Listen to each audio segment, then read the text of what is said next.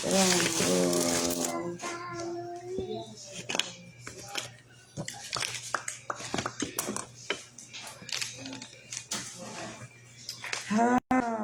man. Man, oh man, oh man, oh man. Stop. ¿Por qué? Say bitch again. Oh no, don't do that. Not on the live. He's not on the live. You might have to take her another one. All right, you guys. Hello, everybody.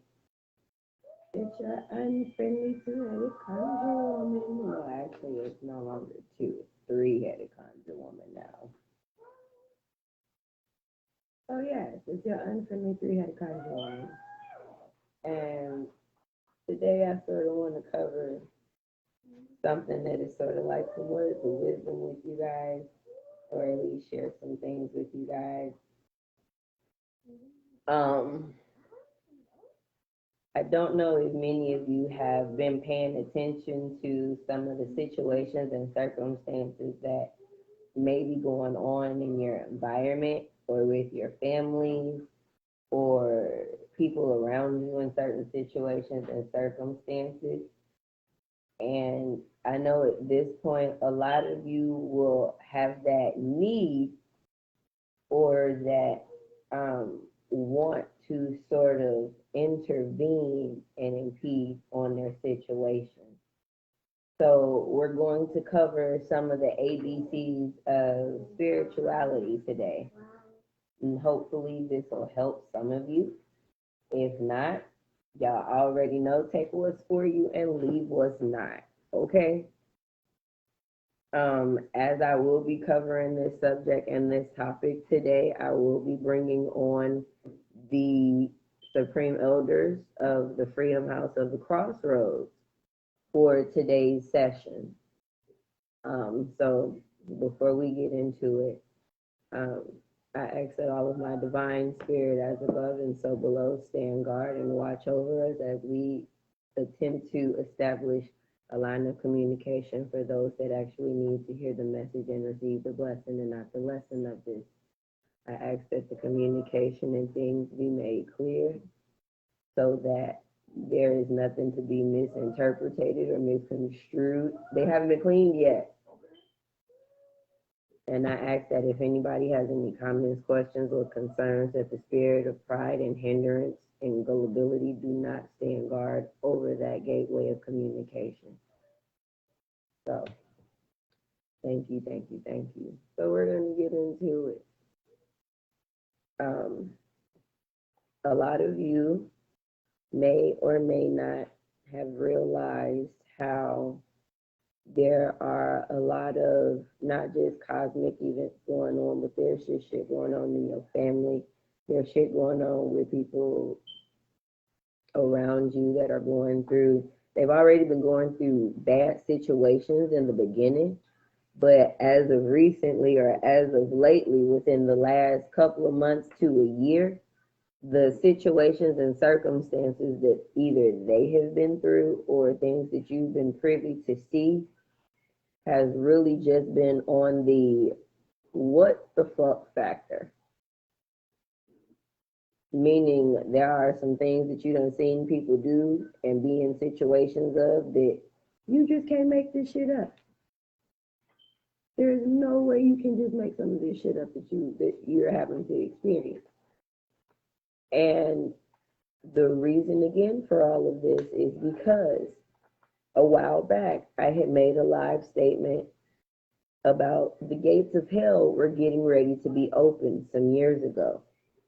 And of course, nobody paid attention to when I was mentioning that, hey, they're getting ready to switch the dimensions, as above, so below.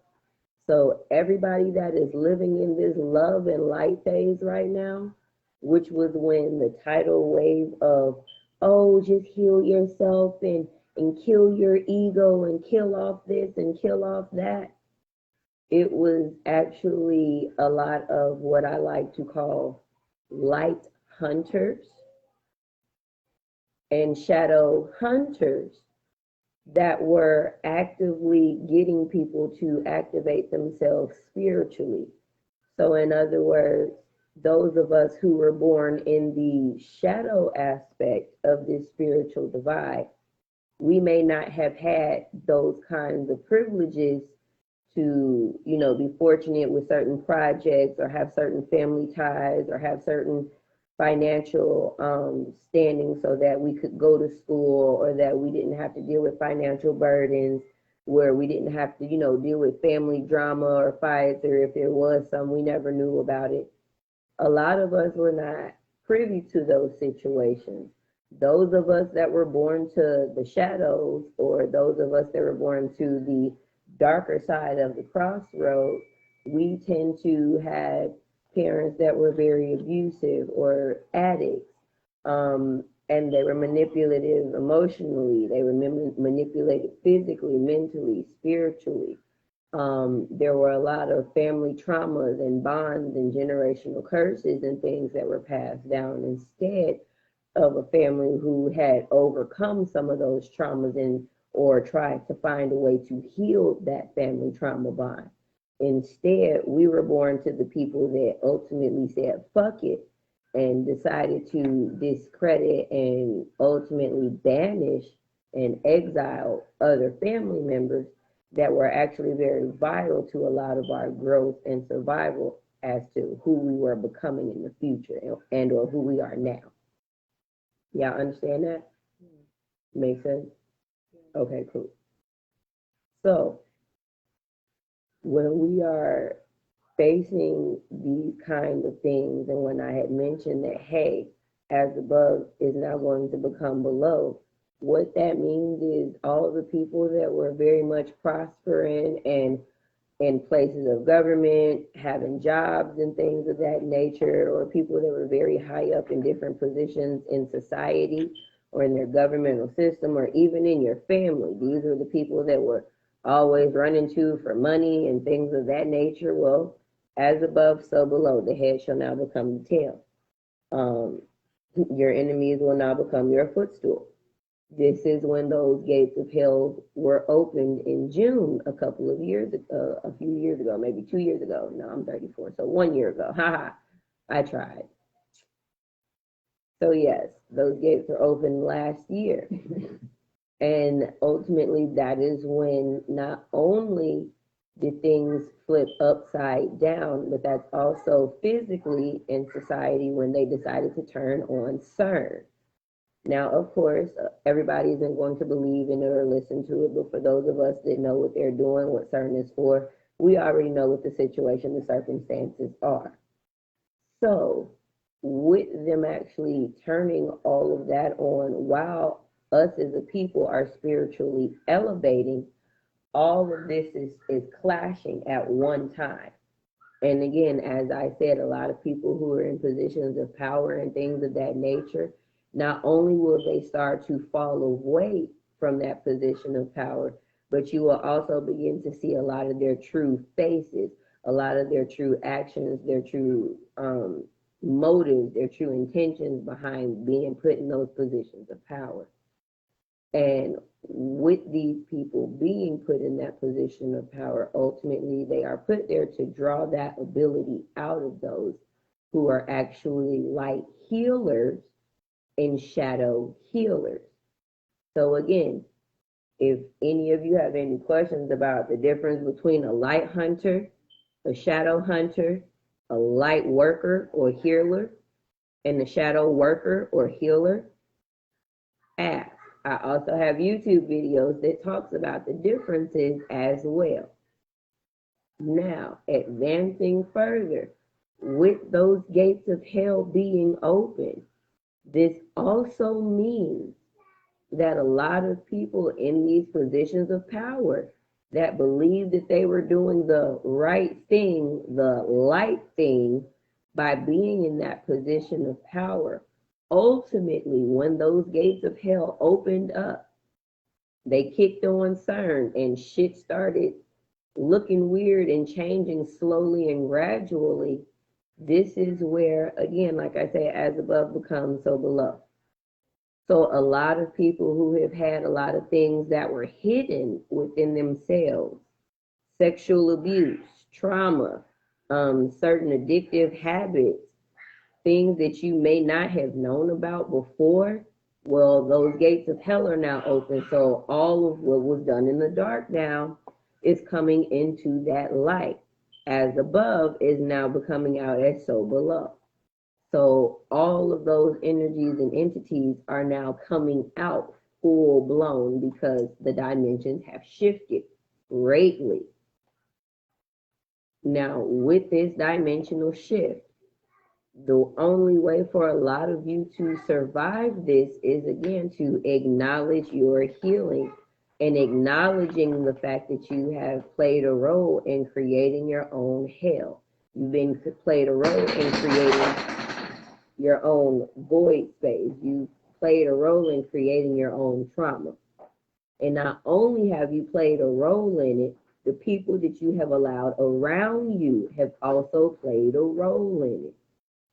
Growing up, you were not allowed to have that reprogramming of your growth.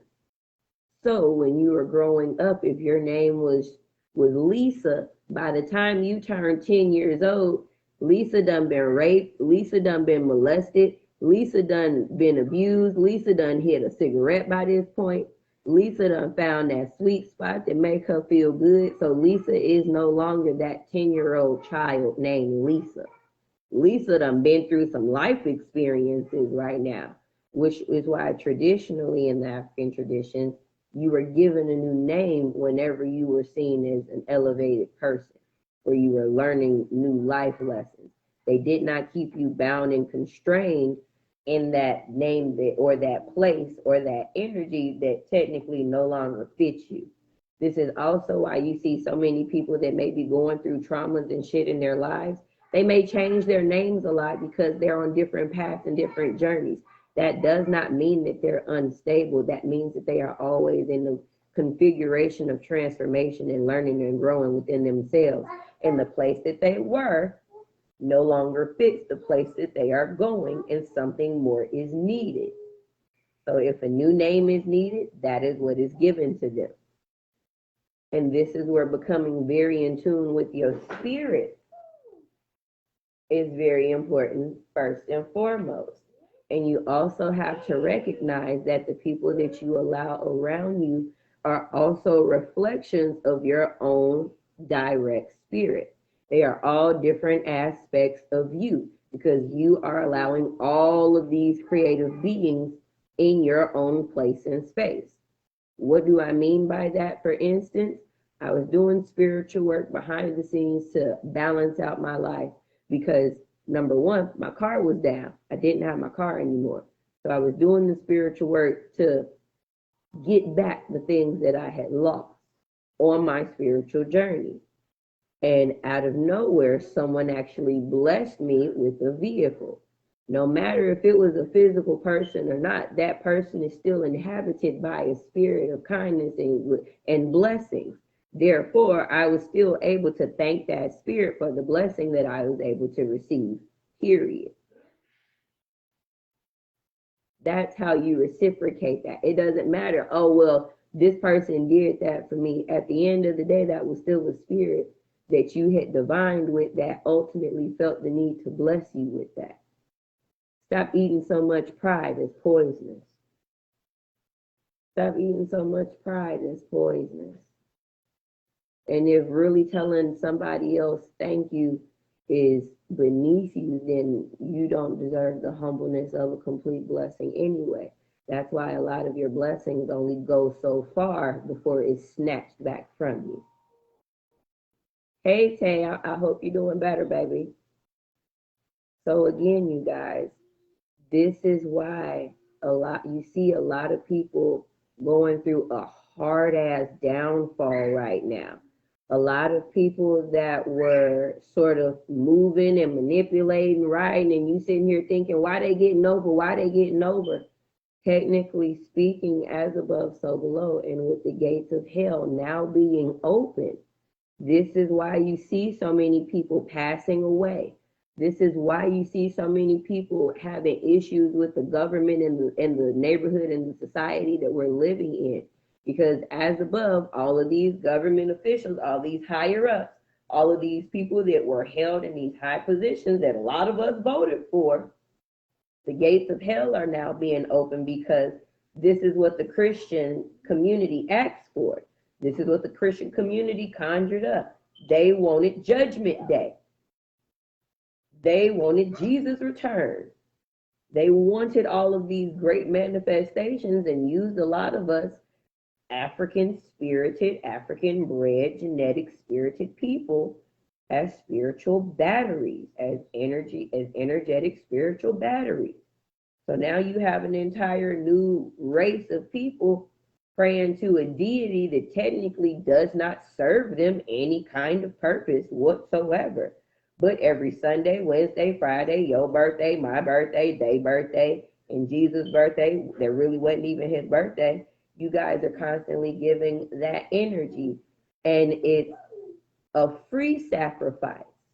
And in the spiritual community, you know, the most precious thing that you can ever have is a free, willing sacrifice. And the way that a lot of you become free, willing sacrifices is through your trauma bonding, through your religious bond. Your trauma bonding through your relationships, your trauma bonding with every Thanksgiving, every holiday, when y'all get together on birthdays, the fact that families only gather together when it's a death in the family, the fact that we can only gather when we want to talk about something bad, but we don't want to talk about something progressive as a community or as a family. Stop. And this is why ultimately a lot of people that you may have seen in positions of power are completely falling now. That crown done became too heavy. So what are they doing? They're coming to what we call, or what a lot of people have called themselves as the black sheep, or ultimately the people that were thrown down, cast out, shunned away from their own family. Now, me personally, as a three-headed conjure woman, I don't like the word sacrifice, calling me the goat or I'm the black sheep of the family, because spiritually speaking, if you know what we use black goats and black sheeps for, those were the things we used as sacrifices to transmute negative demons and energies from human beings into the animals, and we would sacrifice the animals. So those of you that are running around talking about, oh, I'm the goat, I'm the black sheep, and I'm the sacrifice, I'm this, that, and the third, I hope you understand why you picked up that cross then, because now you've signed up for those generational curses. You signed up for those generational traumas. You signed up to be that person that all the shit is thrown onto.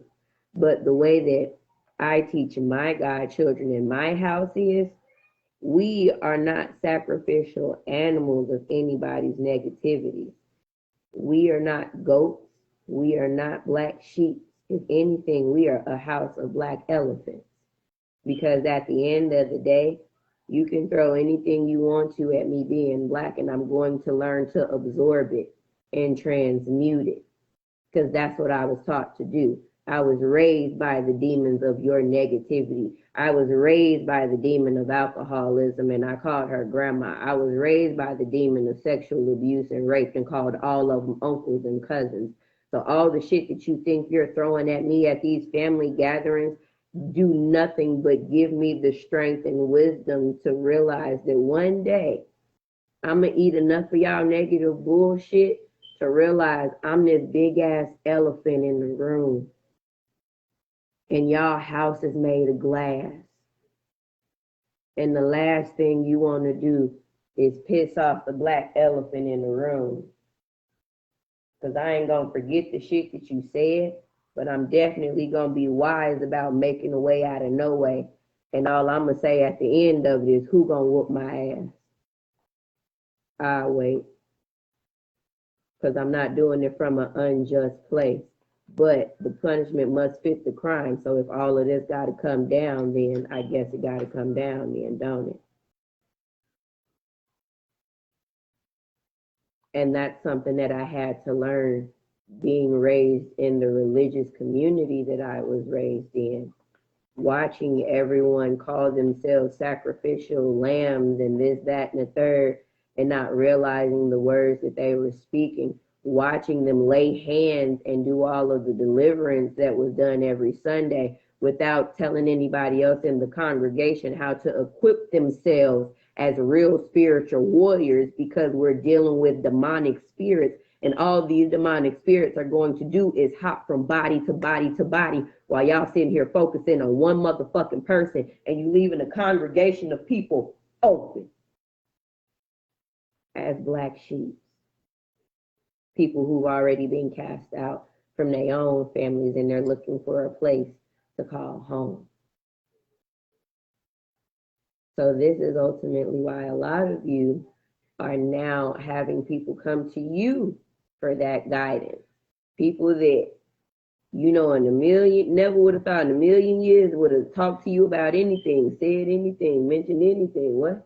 Oh, you good? They are now, look, the heads are now becoming the tails. As above, so below. And all that negative shit that people were speaking onto you and spilling onto you, well, guess what? Now they're going back to the rock. Now they're going back to the sources of the shit. Now they're going back to that very first person who brought it to the table, but they were told, shut up, don't be saying that shit, don't be lying, but now it done happened generation after generation after generation, and they got to go back to the source. This is why everybody ain't cut out to be a spiritual warrior. But they talk about warfare. Everybody ain't out here ready to heal their ego. And this is where, again, those of us that are real spiritual warriors of these crossroads, when we are watching people transmute from living their best life, going into their death and their hell, it's hard. It's hard. Some of y'all have been out here like, oh my God, I didn't think they were going through all of that. That's because some of us wear our shit very well and we know how to transmute it. We don't let it sit on us and let it eat us away to the point we look like we done had a hard life. At most people that they've said to me is, oh, you look tired. I still get carded for being 18 years old. Thank you, Spirit. Yeah. And we'll sit there and turn all y'all into my grandchildren at the end of the day. Come run it, Papi. But that's because I've learned my lesson on having to go through my below. I was raised by them demons. And ultimately, I was given the choice to either become one of them or learn from them and get the fuck on. I learned from them and got the fuck on. But just because I learned from my demons and I moved on in my life and decided to become a better person, does not mean that that shadow realm is not my nature. That's my very first nature. So coming after you on some baneful shit, that's nature to me, honey. But I've elevated into nurture, and that's the difference. I care a lot. But as you also know, like I tell my godchildren, I love y'all to death. I just don't give a fuck about you, bro. Because when it comes time to do warfare, I ain't got to outrun everybody. I ain't got to deal with everybody. I just got to outrun you and watch my front and make sure you don't get stabbed in the back. But I can't watch my front and your back if you don't know how to fucking fight your own motherfucking battle. Because the demons you fucking and the demons you dealing with and fighting, I ain't going to be fighting them same ones, bruh. Because of the level that I'm on. That don't mean that they're not going to be coming from the same way. That don't mean that all of them won't be coming from the same realm or the same pack or the same family. Stop. My demon of anger may be completely different from your demon of anger. Your demon of anger may be coming from the fact that your mom didn't leave a relationship. My demon of anger may be coming from the fact that my mom laid in the bed next to me while I was getting raped and molested. Two different demons of anger, baby. Two different demons of anger.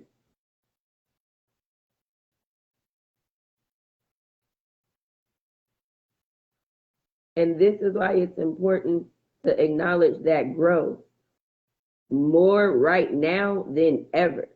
I cannot explain how many people I've created the Healing the Shadows ritual, and they've come to me at this crossroad of their life, and they like, oh my God, I don't know what to do.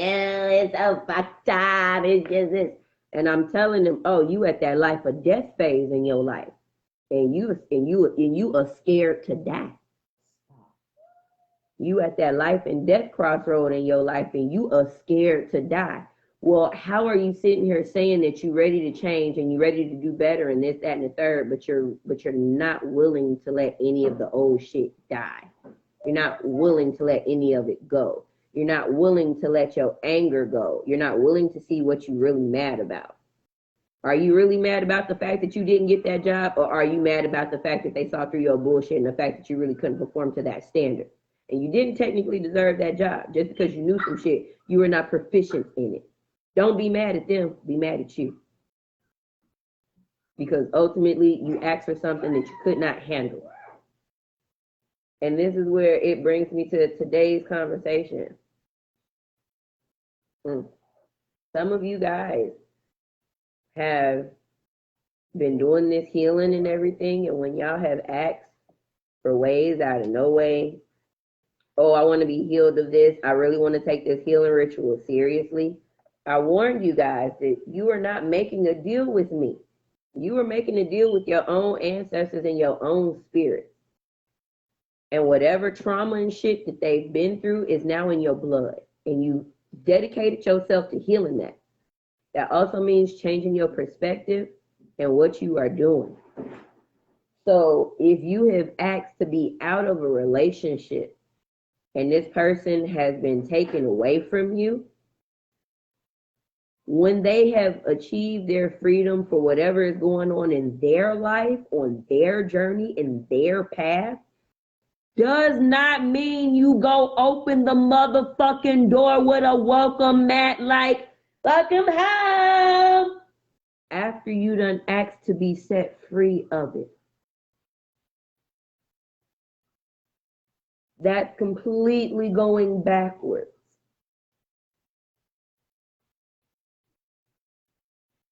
Even if you're sitting here saying, oh, I don't want to be angry anymore. And then the first thing your baby do is go knock all the glass off the counter. That don't mean you go hang little ting ting upside down. That means breathe. Apparently somebody wants some attention. Sit down and play a game with the baby before you go taking off to whooping ass. Is discipline necessary? Yes. 9 times out of 10 it is. But you really have to sit with yourself first.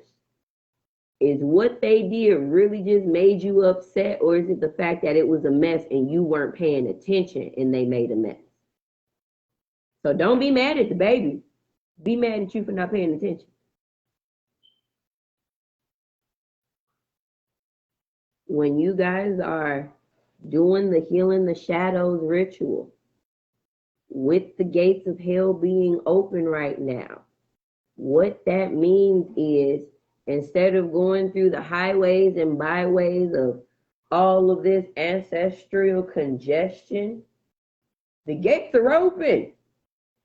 So anybody operating in that negative energy, you are now a walking portal of a host.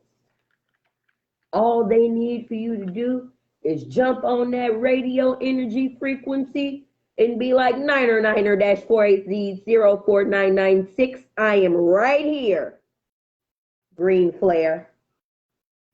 And they are coming expeditiously. You may not be doing it intentionally, and I already hear, well, I don't mean to be doing, nobody means to be doing it, but this is why we tell you guys, you're light on. You're light on. And what we mean by that when we say your light on is you attracting a lot of unnecessary attention. You attracting a lot of unnecessary energy. And the only way that it knew to find you is because you had your light on to come this way. You told them where you were because you were on that frequency. You hit that 911 button and they showed up. If you were really elevated out of that anger, if you were really elevated out of that lack of communication, your first route wouldn't be to get angry. Your first thing would be, well, damn, what am I angry about? What really happened in this situation? This person said this, I said that. Okay, now I can see where they may have misconstrued some things. So, no, we need a different form of communication. This is why I tell you guys, when you are running off that raw energy from absorbing all of that goodness and that love and ooh, your body on fleek, your dick done got bigger, you actually got some stamina so you ain't going limp in the middle of fucking no more and shit. When you're running off of all of that raw energy and you're not focusing it, you're also putting out a SOS, or you're putting out this ping. It's almost like dropping a pebble in a pond, and you're sending out these energy ripples to your location in the shadow realm. If any of you have ever studied science or seen how bats actually maneuver, or how different species maneuver with echolocation, your energy is what they are going off of. They don't need to lay eyes on you when they can feel you pulsating. And the closer they get to you, the stronger it gets. Same way when y'all getting heated up when you're trying to fuck. It's the same thing.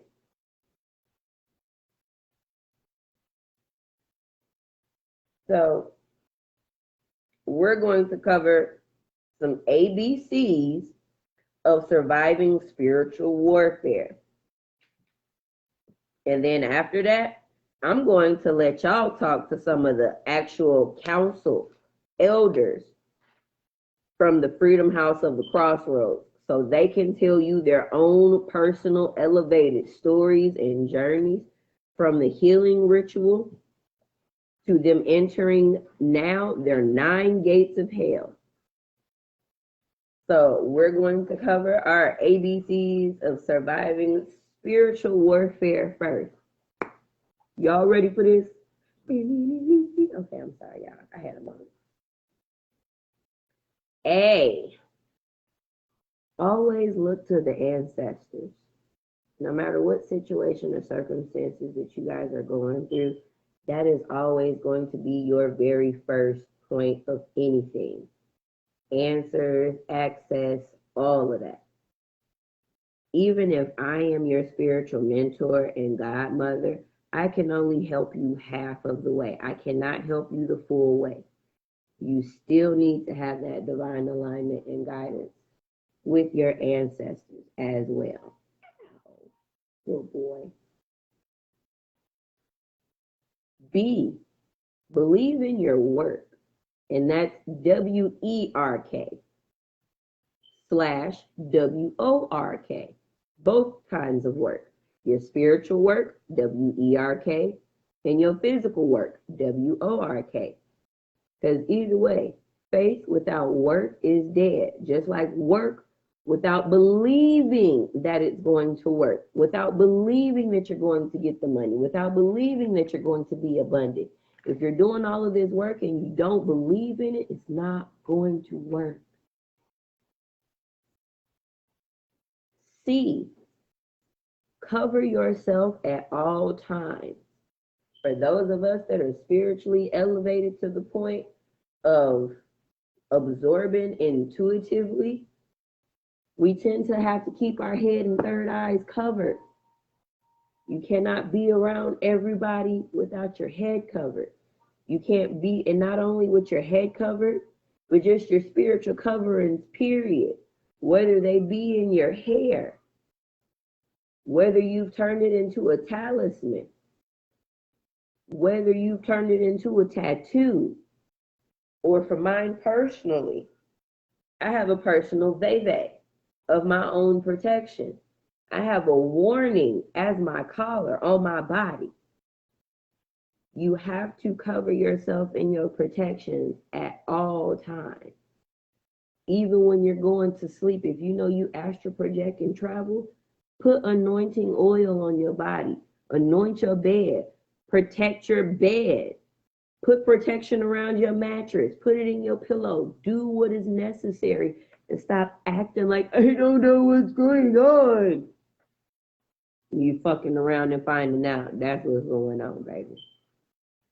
And there's no such thing as fail, only first attempts in learning. And either you gonna learn the lesson or you gonna get the blessing. Which is you gonna learn how to do this shit and do what you need to do.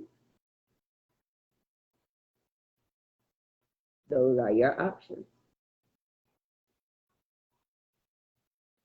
D, don't be afraid of the destination and the destruction. D, don't be afraid of the destination and the destruction. Again, you got to tear some shit up in order to rebuild. You can't keep building on broken foundations. You can't keep building on broken promises. Hell, you can't keep trying to rebuild a new you on top of a broken you.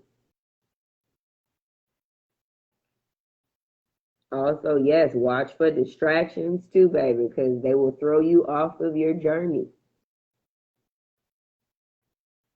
Distractions come in all shapes, forms, and sizes. One of the biggest distractions we got in the Freedom House is whenever it's time for us to gather massively as one unit, as one family, everybody seems to come up with a distraction of how they can't come anymore. And that's literally a distraction on lesson and blessing. How bad do you want it? Because once you accomplish the goal, Spirit makes more than a way out of no way for you to live and be provided for if you do the work. You just can't allow the distractions once you set your mind to something. And that also goes back to B, believing in your word. E is elevation is hard. Wear a helmet. Elevation is hard. Wear a helmet. On every level, there are new demons, new spirits, new people, new places, new everything. And there's always somebody that's going to want something from you. Be ready for it. Don't sit here and try and avoid it because they're gonna clothesline your ass. So just be prepared for it. Elevation is hard. Wear a helmet. F, face your shadow self. When we talk about facing our shadow selves, this is literally facing all of the negative aspects that we have developed from birth. Things that we may not have even known were negative aspects. If you have narcissistic tendencies, that does not make you a narcissist. But if you know that you got more than tendencies, you got ways on some ways with some ways about some ways, own that shit. And then figure out how to heal yourself from that. Don't take it as a badge of shame of, oh, I'm a fucked up narcissist. No, fix that shit. You do have the opportunity and the choice to change. But that's up to you to do so, though. Nobody can force you. G, give thanks abundantly. We have a saying in the Freedom House of give and I'll give it back to you. Pressed down, shaken together, runneth over and back in good measure. What that means is you can't always worry about how you gonna get it back. You can't always worry about, oh, other people not doing this and what they not doing. There's not none of your business about none of that. This is your blessing. This is how you feel that you should give. Are you even giving enough to receive what you're asking for?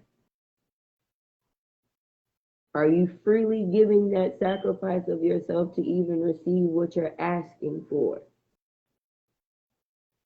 H, Heal yourself first before everyone else. The reason that so many people will tell you to heal yourself first is because when you start healing, you do begin to glow. You begin to illuminate. You don't look as dark and dingy and as discarded as everybody else do. You actually look like you're living a good life. Y'all look like y'all happy. You making moves and doing shit and didn't nobody even know about it. So when you are operating in that energy, you are glowing. You are already shining bright like diamond. And when you are doing all of that healing, expect other people to be affected by it. Because if you're operating from a place of abundance, that healing won't run dry. That abundance won't run dry. And people will be attracted to it. And they'll just want to come sit around you for your peace. Hey, baby. They'll just want to come sit around you because your energy is on a completely different frequency than from what they're on.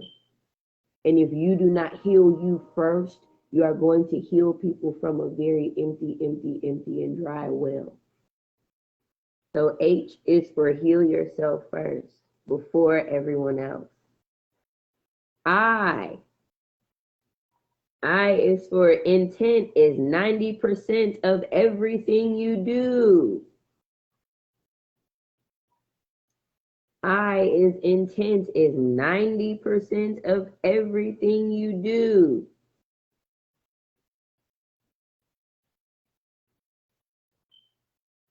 And ultimately, insanity is doing shit you know won't change.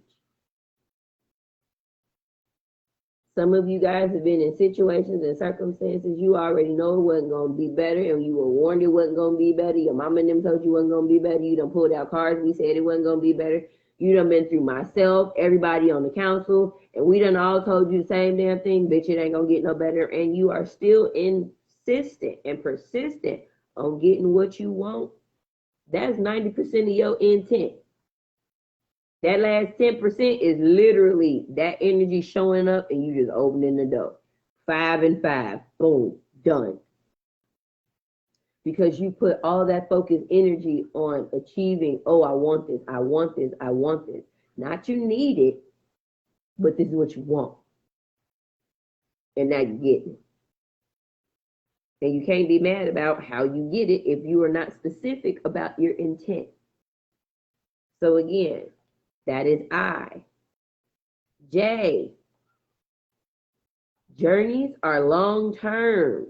Enjoy the ride.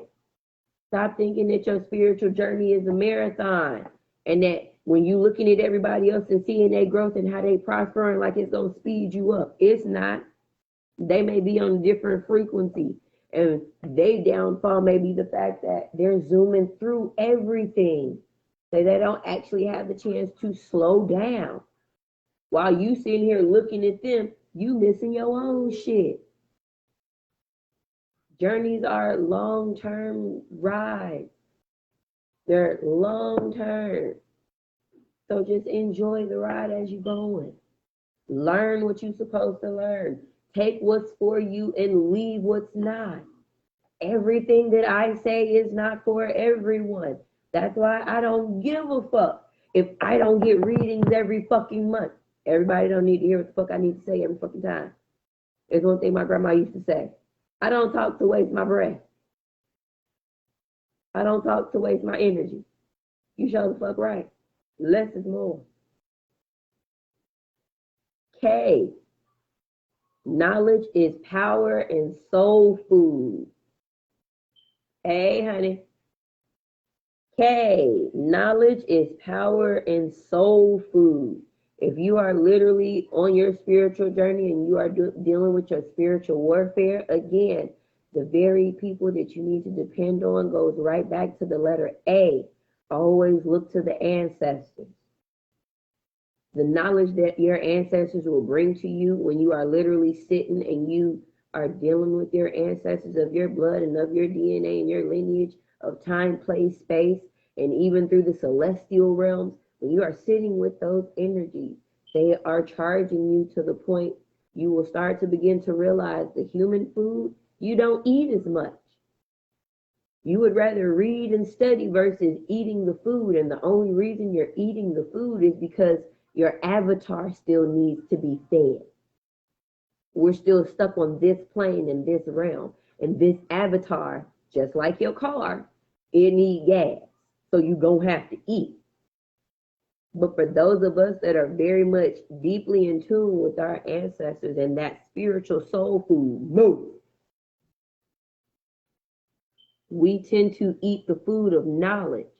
So when we're studying our ancestry and what rituals they were into, or we're doing our spiritual work, we can go off of that for days and we'll forget to eat because that is the soul food we're eating. That is the spiritual food and the energy frequency that we're being fed on, and not the low vibrational shit. L is learn yourself to heal yourself, because no one else will be able to heal your traumas the way you need them healed.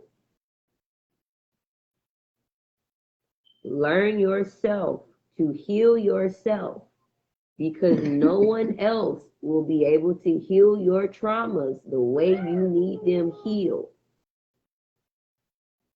And this is why it's very hard for a lot of people to sit with their faults, their flaws and things, when you literally have to sit. Oh, was I really molested at that age? Or was it the fact that I was exposed to sexual activity early and then I went hunting for that sexual activity? And now I'm victimizing people and saying that I am the victim, when technically I am the victimizer. I am the person that is allowing people to become victim to me now. Learn yourself to heal your habits. Other people will not be ready for that. And just because you are at that level of growth does not mean that they are ready. Just because you learning shit on your journey and you want to help people because you seeing somebody go through some shit that you done been through some shit because you know some shit about some shit and you own some shit, does not mean that you that person to help them out that shit. So put your cake down, baby. Not your journey. You can end up being the Good Samaritan from hell. Who is the Good Samaritan from hell? Steve Urkel. That's a good one. He meant well. He really did. But everything that man laid his hands on, bruh, move seeker.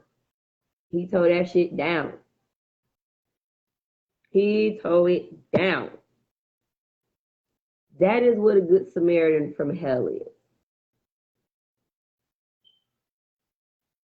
M, make time to meditate with your guides. Your guides are more than just your ancestors. The guides that may come to you may be Malcolm X. It may be Zora Neale Hurston. It may be Phyllis Wheatley.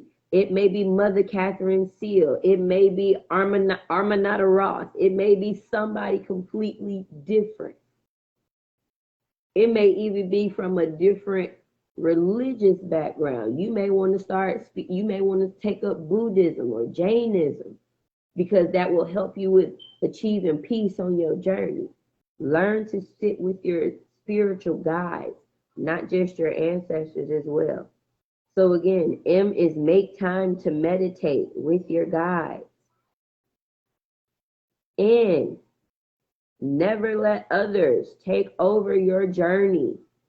When people are starting this spiritual journey, they're very hard up for trying to find a place to belong. And I know years ago, that's when they were trying to find a babalawo and blah, blah, blah, blah, blah, blah, blah, blah, blah, and fit in with all of these different hogans and mumbos and all of these other stuff. But ultimately, you guys, when you are allowing people to intervene on your spiritual journey, you should not allow them to have too much or so much power.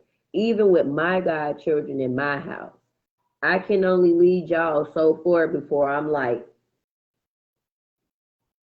go do something. I cannot help you.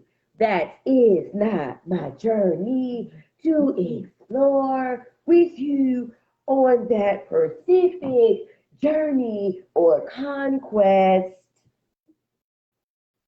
And then you're going to be sitting there like, oh my God, what the fuck is wrong with her? Because I'm only a guide, baby. I am the mother of the crossroads. And if you know how many children are lost souls at the crossroads of light and dark and life and death, and the crossroads of suicide and living abundantly, the crossroads of I want this baby, no I don't, the crossroads of I want to eat this, no I don't. If you really understood how many children lived at the crossroads of indecisive, I ain't got time to hold your hand. You better go on. Bitch, look, you gonna cross this motherfucking street or you're not. I'm just Terry Crews in the crossroad with my whistle and my glow sticks. Stop. That's it. No more, no less. My spirits will not allow me to travel down the road with your journey because it's not my journey. It's not my path. I cannot go. Sorry. I can only GPS you some shit, homie. Take a left at a right with a left. Hey, man, watch out for them demons of greed and abundance, though. Greed and abundance, when them two get together, it don't work well. When a prosperity and abundance get together, yeah, them two be cool. But when greed and abundance get together, hey, man, she be doing it for the gram. Prosperity will bust it open when greed come around. Trying to tell you, Cardi, please stop. But I digress. Oh, it's for one step at a time. You cannot rush your spiritual journey, y'all. Y'all cannot be out here trying to move forward while looking backward. You have to be sure of the steps you are taking because ultimately you don't know who is walking in those footsteps behind you. Everybody has seen the prayer or the poem of the footsteps of where Jesus is walking along the beach or the coast with the Spirit, and he says, well, Lord, I've noticed on my journey there was only one set of footsteps, and Jesus replies, this is where I carried you. It's not only you being carried by that Spirit, but there are also generations of people that are far, far, far behind you that will be coming up and notice your footsteps in those sands or notice your footsteps in those trials and tribulations when they think nobody else was there. This is why I tell y'all, get out of that complex of thinking that you're the only one. No, you're not. You're not the only person that's going through sexual abuse and trauma. You're not the only person that was bred in generational incest or decided to have an affair or a relationship with your cousin and outgrew it. You're not the only person that has been through that. So stop taking up generational burdens and crosses that ain't yours to bear. One step at a time. P. Punishment must fit the crime. Where a lot of y'all are out here, ooh, my baby daddy did this, and I just want to bind him up and root him up. Do you really want to bind him up and root him up, or are you going to accept the blessing that your ancestors allowed him to be removed out of your persistent place in life right now? Like, you don't have to see him every day. You don't have to talk every day. You don't have to deal with the demons he is dealing with on an every fucking single day basis like the side bitch he fucked on you with. Why are you complaining, mon chéri? I don't understand. Punishment must fit the crime. So when you getting all riled up and stuff as well, and you wonder why your ancestors and stuff aren't speaking, where were you when they asked you to listen?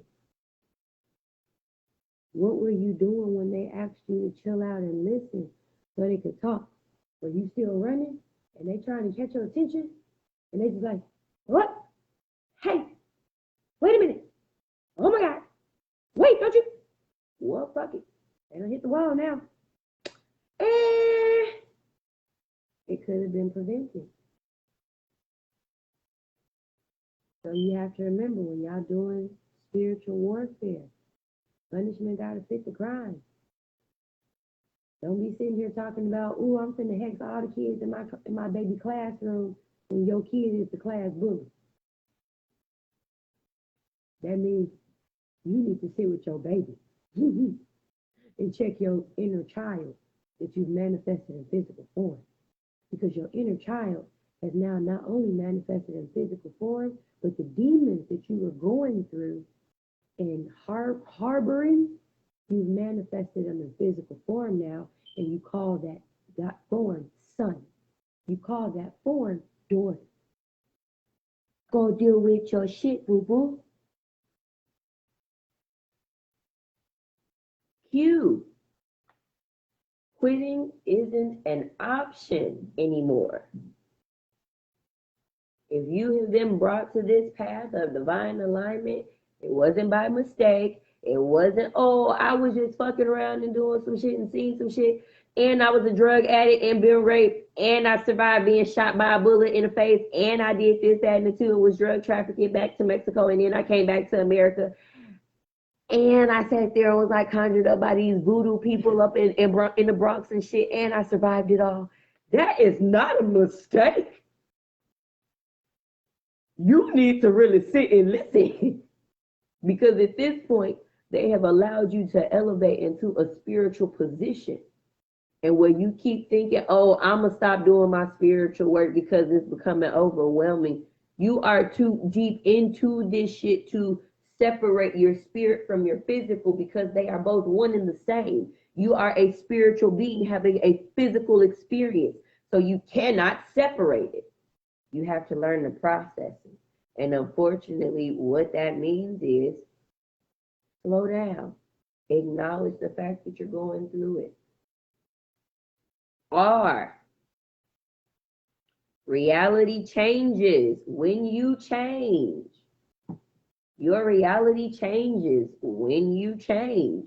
You can't keep sitting here trying to manifest and you're not in divine alignment to receive what you manifested. You can't keep sitting here saying, oh, I'm going to do the work, but then you don't even believe in none of the work that you're doing. You sort of doing it as a fuck around and find out, and then you fuck around and find out, and they don't piss you off because these are spirits. They don't have to come because you're doing the ritual. They don't have to come because, oh, I did a summoning circle, and they're going to come through. No, the fuck they don't. I can't stand when humans and mankind or beings try and put other spiritual deities into a confinement for them to grasp and control. So, for instance, people who believe in Ifa or in other traditions, they will argue you down through the doit about certain spirits that will not communicate because of their religion. Not realizing that method is still a religious confinement to that spirit. If that spirit wants to approach you on any plane and platform, as long as there is a willing host to communicate, they're going to communicate. It was a while back when Orisha decks were being made, and people were sitting there screaming, oh, you can't talk to the Orisha through these decks. Number one, if they're divine spirits and that was an energetic person who created that deck specifically to communicate in that way, that is a new doorway of communication. Stop trying to combine the spirit because you can't understand the spirit, because you can't understand that energetic interchange of that plane. Divination is divination in either way. Orumala and Oshun were aspects of divination. When you're doing cartomancy, when you're doing tarot, when you're throwing bones, when you're doing any of that shit, that is still divination, which I do believe those are guardians of that frequency. So again, for certain people to have that religious confinement of, oh, well, these spirits don't communicate that way. Well, no, they don't communicate with you that way because you have that religious confinement. You're bound to that religious constraint. You're bound to that construction because your ancestor and everything else has been cut off. So yeah, that's the only way you can communicate with them. But as for me and my ancestors, What they called Oshun in Yorubaland or in Nigeria ain't what they called them in Isan land. That's not what the people of the Akan called them. That's not what they were called in the Middle East. That's not what they were called in Germany. So you can have that. Okay? You can have that. But just because they can only communicate with you in one way does not mean the rest of us have that same disability.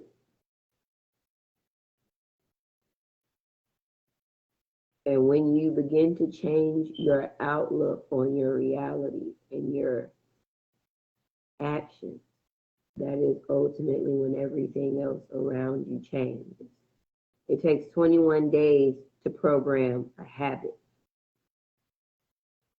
So if you set your mindset to every day for 21 days, I'm going to wake up saying, thank you, my higher spirits. Thank you, Great Spirit, or thank you, my Ori, whatever you call God, whatever you call your spirits.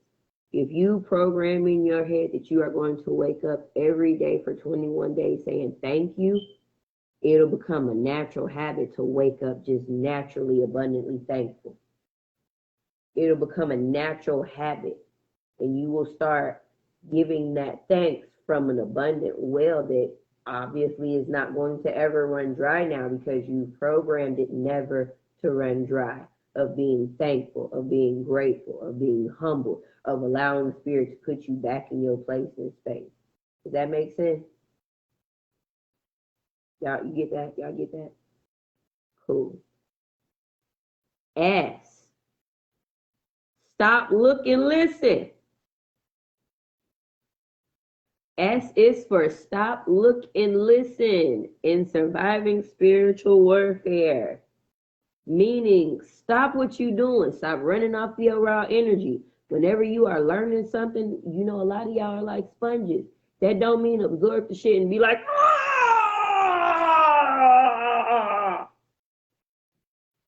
Stop. I know it's an energy surge. I know it's a major download. I know heavy is the head that wear the crown, and this soft spot in our heads is literally where we get most of our downloads because this is where our spirit comes in and out of our body during that astral projection time of night and day. So I get it, and it gets to tingling up here. And then once the spirit come back with all that downloaded information, all of this gets going off. Between this going off and this going off, it starts to get heavy. Then your neck gets to hurting. Now your shoulders hurt. Yes, baby, you gotta stop because you're absorbing all the information and it's heavy. Heavy is the head that wears the crown. And this is why I tell y'all, just because you got a lot of crowns, don't mean wear them all at once. They heavy. They all come with their own burdens. They all come with their own lessons and blessings. Just because you can do 38 million things don't mean do them all. I know how to do a lot of things on my spiritual journey, but what do I choose to stick to? Ancestor veneration, spiritual warfare, and abuse and trauma in the spiritual and physical community. Those are my grounds. Ancestor veneration literally includes necromancy and any other thing dealing with the dead. That's my field. Spiritual warfare deals with anything dealing with exorcism or energies that have manifested from the spiritual realm into your physical body, either in cancer, manifesting in your house, or whatever the case may be. Those are my focus. And as far as the trauma of the physical and the spiritual, well, that's where all the generational trauma and spiritual warfare, knowing your ancestry comes into play. I know my lane. I like my lane. I don't like other people in my lane, but hey, do you boo-boo? But either way, you have to stop and process the energy. Look at the messages Spirit is giving to you. Look at the places that they've brought you through. Look at the situations you survived. And not only survived, but you thrive in it now. You're not worried about lack of money because you already know you're going to get it back. That's a poor person hustle. I don't worry about where my money is coming from because I already know within the next 24 hours, I live in abundance. So it's going to cash in, cash out, cash Cash in, cash out, cash in, cash out, cash in, cash out, cash in, cash out. All the time. Because that's the mindset that I live in. That's the frequency that I live in. And I do it abundantly, and I don't do it from a place of lack. Do I need the money? Hell no. I'm a disabled veteran at 100%. Me and my baby is squared away for life. Team America. But that's because I had to stop and I had to look at the situations that I had been brought out of. And then ultimately I had to listen. I had to listen for what was being said, and I also had to listen for the shit that was not being said. Was I told to go dump that man's shit in the backyard and set it all on fire? No, I was not told to go do none of that. I did that on my goddamn own accord because I wanted to make me feel better. You know, I'm a Gemini. I said self, and myself said, do something to make me feel better. Set it all on fire, bitch. Boom. It was a blaze of glory. The end. But was that what I was told to do? No. Ultimately, when I divined on the situation, my ancestors and my spirit guides told me, this is a place of equilibrium and balance. And this is a lesson that must be learned and taken upon thyself for transformation. It is necessary to stay in this situation for ultimate growth and achievement.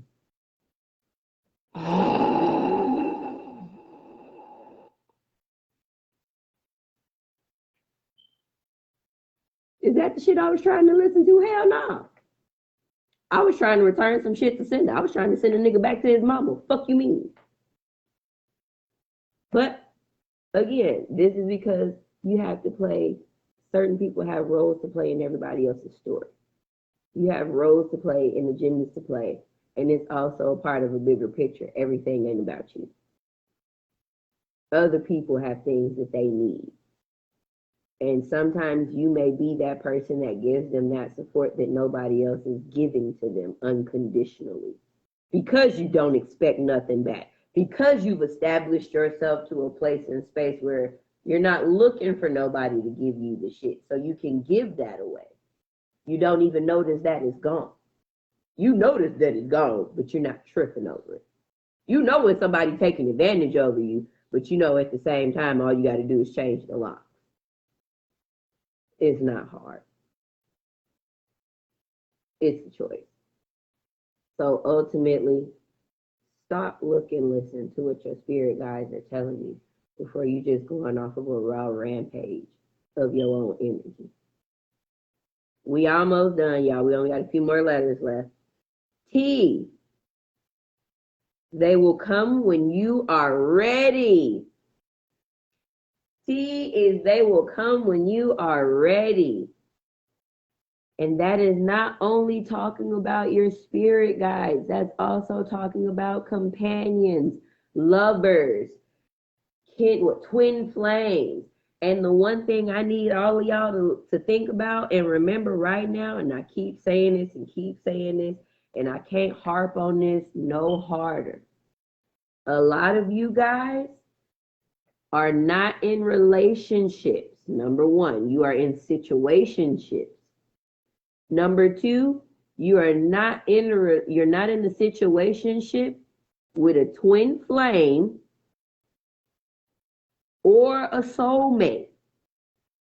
You're not in a situationship with a twin flame, which is somebody who is going to ignite you to want to do better. They are going to ignite that passion in you. They're going to pretty much be down for all the fuck shit, and they're going to push you and drive you to do it.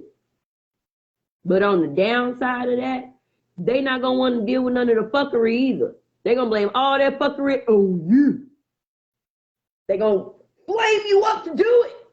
And when it all come crashing down, they're going to be like, bitch, did nobody tell you? We was on fire, bitch. What happened? Yeah, nigga, and I burned all the way out. I turned it down. You know, I played it safe. Nobody told you to go burn that bridge with your twin flame, burning it up and tearing it down. No. And this is where a lot of you guys have also decided to marry your twin flames and wonder why there are so many domestic abuse situations. because you believe that you only have one twin flame. If you're running off of an energetic frequency, you're going to have way more than one. You're going to have multiple. It's going to be a white man. It's going to be a black woman. It's going to be an Asian Puerto Rican somewhere. And they all going to run on the same storyline of abuse. Because that's the energetic twin flame that you're attracting. Has nothing to do with your birthday. It's literally the energy that you're putting out. So your twin flame is going to be that person to ignite you to want to do better. They're going to push you and push you and push you and push you. And that motherfucker also going to turn around and sock you and sock you and sock you and sock you. Then, now that's your twin flame. Then you have your soul mate. Your soul mate is literally the opposite reflection of your desires, of your necessities and your accessories. And dealing with that soulmate, again, does not mean that you are only entitled to one soulmate. If you know that you are a celestial being or you are an ancestral being of multi-lineages, stop believing that you only got one person for your one lifetime if you know for a fact you done already lived 798 million of them. Stop playing. You are going to end up with more than one soulmate. And usually when you are running into that soulmate, you guys are still bonded by a bond or a trauma bond or a contract that was not fulfilled. Now you have to sit and think of how many bonds and contracts you done made. And they also are made in the form of children. Physical children and spiritual children as well. You and your soulmate can have multiple children spiritually between the two of you. You sure the fuck can.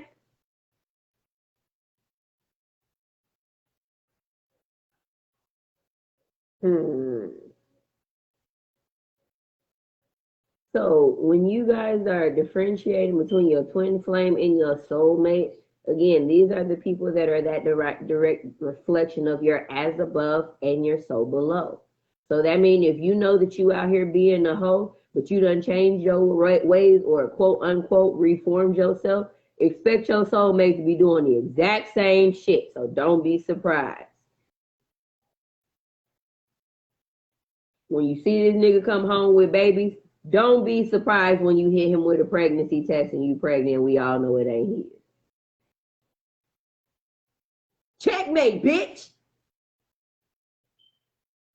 But unfortunately, the people that a lot of people are married or in relationships right now, and who y'all are sending that SOS to and that vibration out to, y'all are conjuring your kindred family members. Y'all are going into spiritual incest with bonding with kindred families, kindred spirited families. And I don't know why people don't talk about this at all, but it drives me insane when I see people only talking about your twin flame and your soulmate as if all of y'all ain't out here fucking y'all kindred family members, which is nasty. And what those kindred family members are people that are on the same journey as you. People that are traveling some of the same distance and aspects as you. Just because y'all sitting on the train together don't mean y'all need to be fucking each other in the Mile High Club, bro. Like, the fuck is wrong with y'all? Because you don't know what demons you two may end up breeding together into a trauma bond. And now you don't know how you done ended up in a situationship that done mutated into a relationship, and now all of a sudden you done been moved into this person's house for almost 6 months and didn't even realize that you were there. All because y'all were reading the exact same book. And y'all had some of the exact same ideas. And y'all thought about things and situations the exact same way. That's because you just got introduced to a kindred family or a kindred family member or what we like to call soul tribe. Your soul tribe members. That don't mean you go fuck them. This is why you hear me say fish are friends, not food.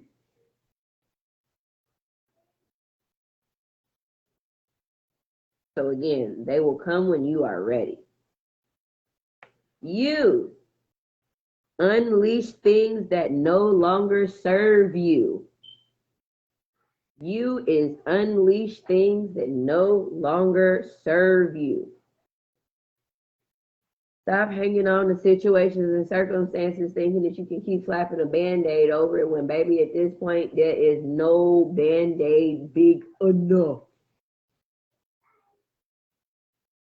Some things are meant to live and let die.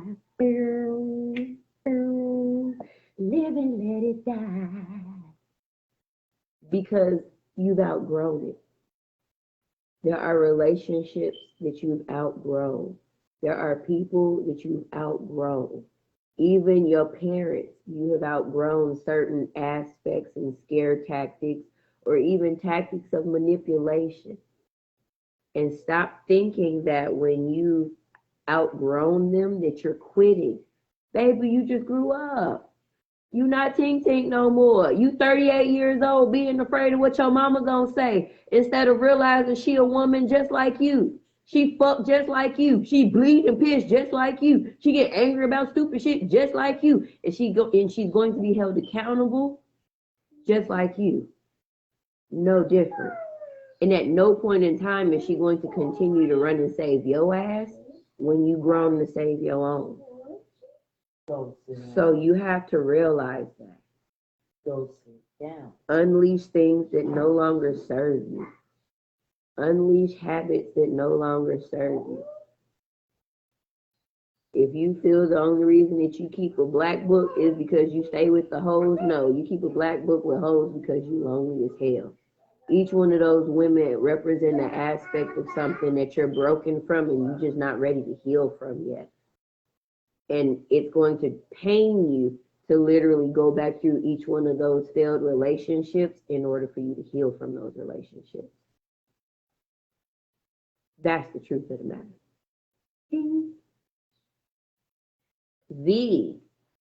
Vet your spirits and friends. What that means is you better ask some comments, questions, and concerns as if you are our FBI interrogation.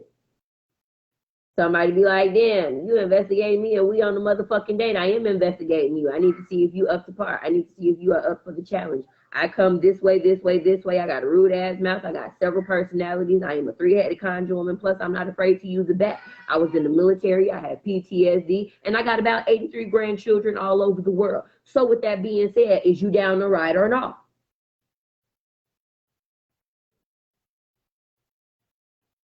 Vet your spirits and your friends.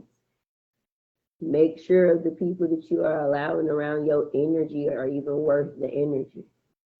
Make sure the spirits that you are even working with are even spirits you need to be working with, or is it something you can really handle by yourself? Because 9 times out of 10, when you are allowing spirits to work with you, you are now creating a contract that technically you don't need if you just actually have the discipline to do the work yourself. W. Watch whom is in your energy. Watch whom you having sex with. Watch whom you letting in your house. Watch whom touching you. You don't know what people energy and stuff be leaving behind. All it takes is an energetic acquaintance for different spirits to attach themselves. That's it. That's it. X. X's are X's for a reason. They mark the spot on where you decided to move on. Let me say that one again. X are X's for a reason. They mark the spot you decided to move on.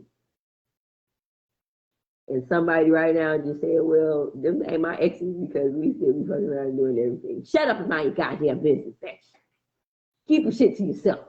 This is for those who it apply to. If it don't apply to you, then shut up. And I don't feel like I have to reiterate as to why X is for X's. Y'all already know what that means. Let it go. You can't say you in a better relationship and a better situationship if you're still hanging on to the past. The end. Why? You will succeed if you believe that you will succeed. You can't, again, this goes back to faith without work being dead. If you know that you are trying to accomplish the business, then start seeing yourself accomplishing the business. Start seeing yourself in different business meetings. Start putting all of that energy into play. That way, when it happens, because you've been putting in the work, you're not caught off guard because you've been covering yourself and you've been ready for it.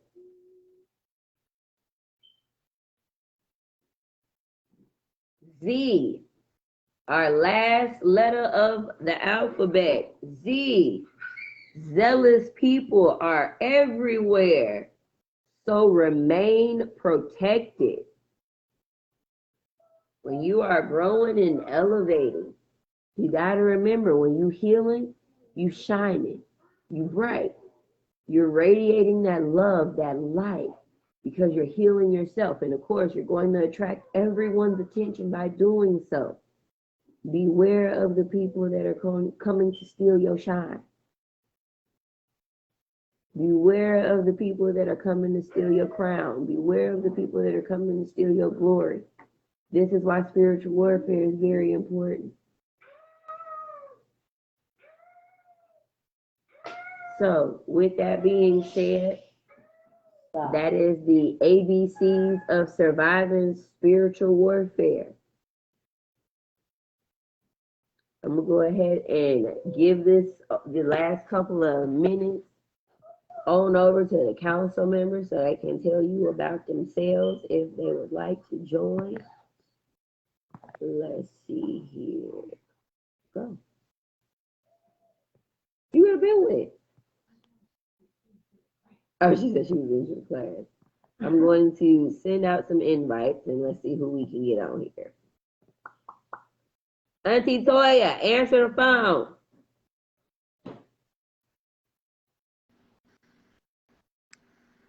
Hey. Hello. Hi, Auntie Toya. Hi, how are you? We're doing awesome. All right. So now that we've been over the ABCs of surviving spiritual warfare, go ahead and drop them gems, honey. Ooh. Okay. Introduce yourself. Introduce yourself. Go ahead. All right. Hello. I am Umu Al-Shams, formerly known as Toya or Latoya. Some of you may know me as Toya Black. So I give you a little bit about my healing journey with all of this good stuff here. So with me, I had to cut off a lot of friends and family that, just wasn't on my level as I grew and I elevated spiritually. My name is Auntie Toya. Yes, it is Auntie Toya. But yes, so with me again, like I had to cut off a lot of shit. You know what I'm saying? I had to really sit with myself during a lot of times and acknowledge that the reason why my life was fucked up is because I allowed certain people, I allowed for certain actions in my life that meant me no good. On this journey, I know for a lot of you, it's hard to let go of family, friends, your boyfriend, your girlfriend, or whatever the case may be.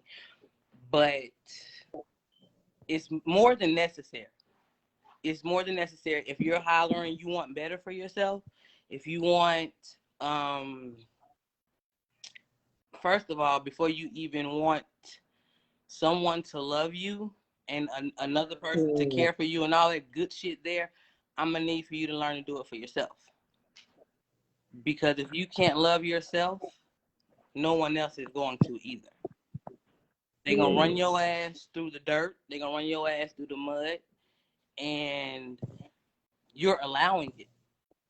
Like, you reaching out to us for help and you want us to put a motherfucker in a jar and do all this extra shit there, but you're allowing this shit to yourself, for yourself.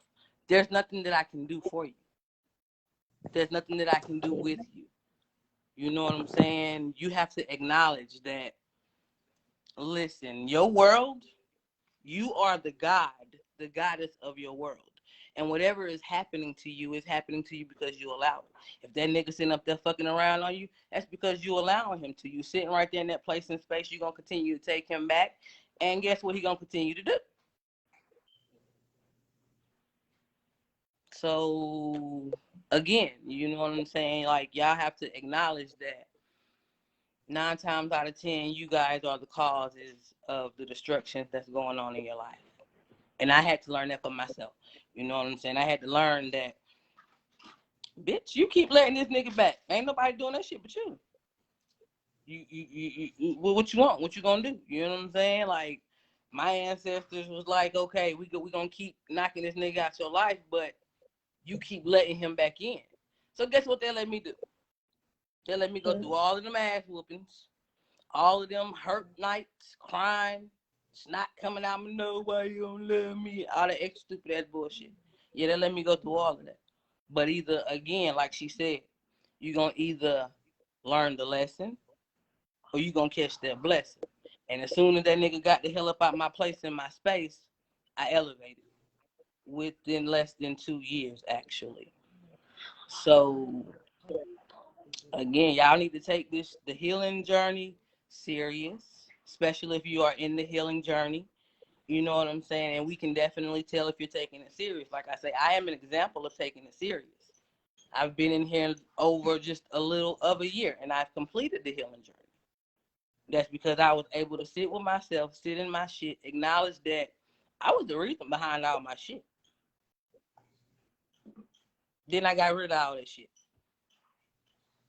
And then I'm here. Hey, straight like that. You know what I'm saying? It is what it is. Straight like that. Straight like that. So, yeah. And again, those of you who come for me for help and shit, you know what I'm saying? I give you some advice. Y'all looking for me to do something totally different. I'm not fucking with you because you putting yourself in that bullshit. And I'm gonna sit right here and watch you go through all of that bullshit. I'm gonna watch you keep hitting that brick wall, and I'm laughing at you. So on your healing journey from healing the shadows, what was one of the hardest things you had to face with healing the shadows?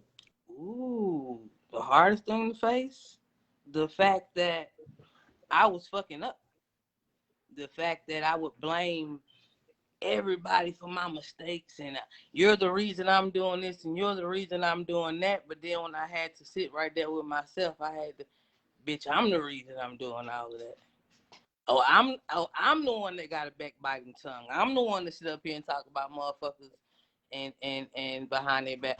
Oh, I'm the one that allowed. That shit was hard as hell because in my mind, everybody else was wrong. You know what I'm saying? Like, you're wrong for cheating on me and I'm a good woman. And you're wrong for me being in this situation because if it wasn't for you, I wouldn't be in this situation type shit. But, yeah, that was hard because I was like, damn, I really need to change.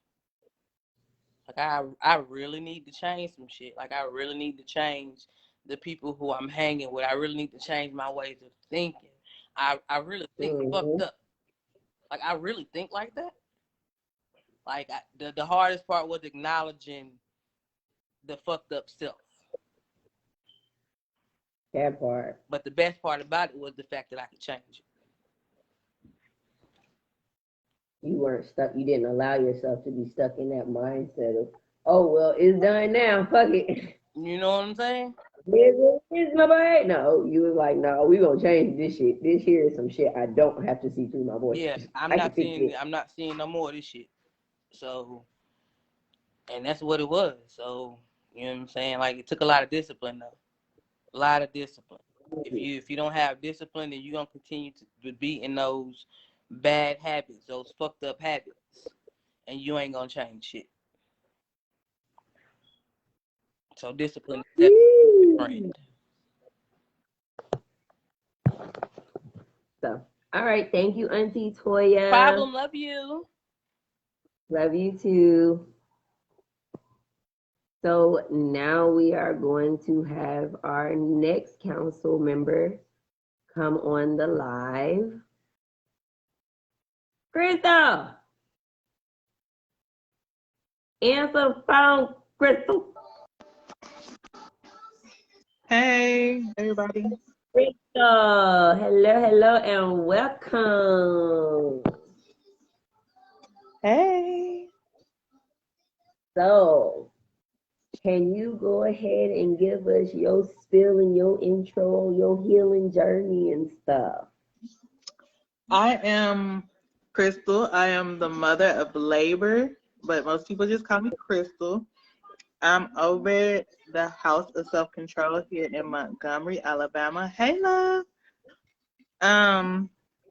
See, I'm the approved, one of the approved readers, one of the approved divinators for the tribe. I'm, if you need Gullah Geechee heritage, or language, anything like that, come to me. Yeah, that's where you go. Yeah, history, studying, school, learning. I love to teach. So, yeah, that's me. My healing journey, it started, it started rough. But one thing that I learned, like, you're gonna hit brick walls until you get certain things under control. You're just not gonna be able to access certain things until you heal. That's what I learned. I learned that in order to remove some things that was in my way, in order to achieve some of my major life goals, I had to get my shit together. And I did that during the healing ritual in a lot of different ways. I was tested a lot of different ways, but in each way that I was tested, once I finally achieved the goal of passing, I was rewarded immediately.